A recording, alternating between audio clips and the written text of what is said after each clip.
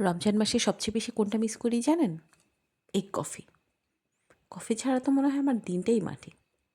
কিন্তু রমজান মাসে না বাহিরে গিয়ে খাওয়া যায়, না এনে খাওয়া যায়। মানে একটু রেস্ট্রিক্টেড। আর যদি খেতে হয় তাহলে তো সেহরি পর্যন্ত সজাগই থাকতে হবে। তবে মাথা ব্যথা থেকে নিস্তার পাওয়া যায়। এই হচ্ছে এটার ভালো গুণ।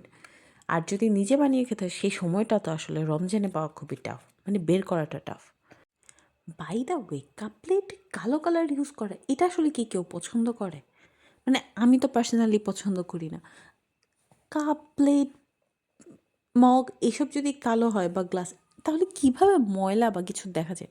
খাবার তো অ্যাটলিস্ট পরিষ্কার খেতে হবে, তাই না? আমার কাছে মনে হয় এগুলো যারা ইউজ করে কালো, তাদের মনটাও কালো।